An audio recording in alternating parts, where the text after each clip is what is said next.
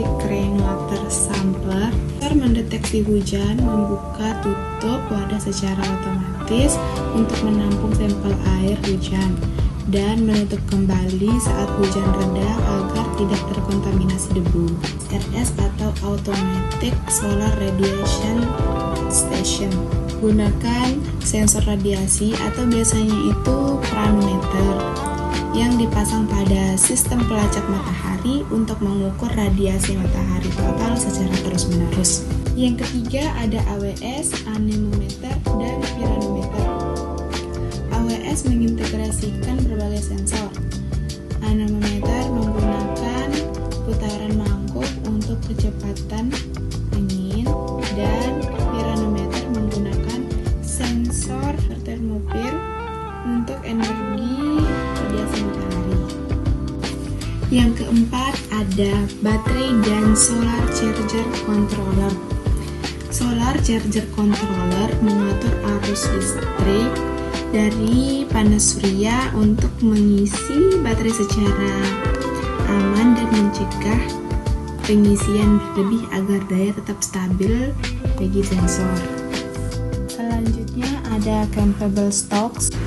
Bola kaca kejal memfokuskan cahaya matahari ke selembar kartu hingga membakar kartu tersebut.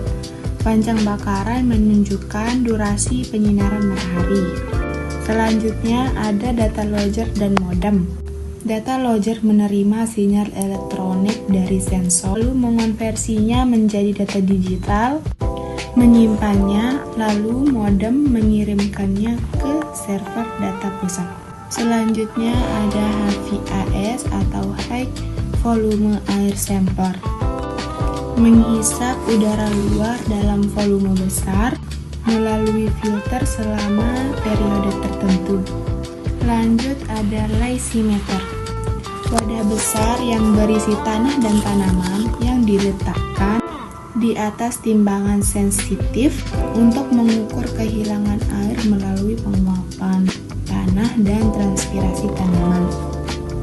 Selanjutnya ada panci penguapan terbuka, mengukur penurunan tinggi muka air dalam panci akibat penguapan langsung ke atmosfer yang dipengaruhi oleh kelembapan, suhu, dan angin. Selanjutnya ada panel surya dan enclosure box.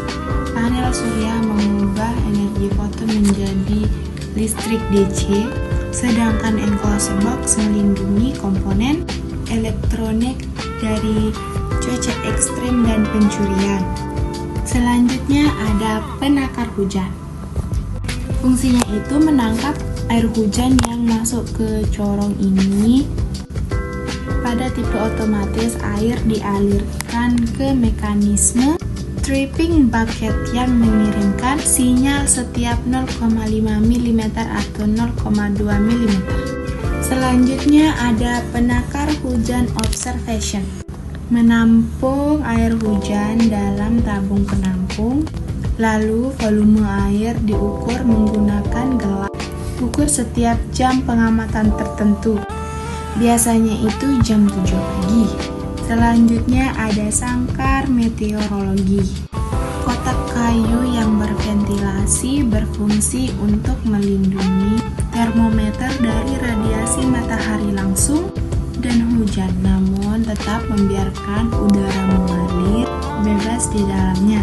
Di dalam sangkar meteorologi terdapat termometer bola kering dan termometer bola basah. Selanjutnya ada sistem monitoring iklim mikro. Jaringan sensor yang dipasang pada berbagai ketinggian berkisar 4, 7, dan 10 meter atau titik untuk memantau variasi suhu, kelembapan, dan angin untuk memantau di area yang sangat spesifik. Selanjutnya ada soil moisture sensor.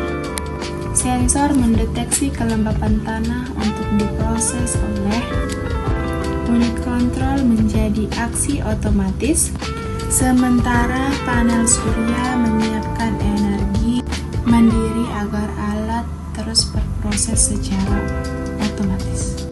Dan terakhir ada termometer tanah gundul.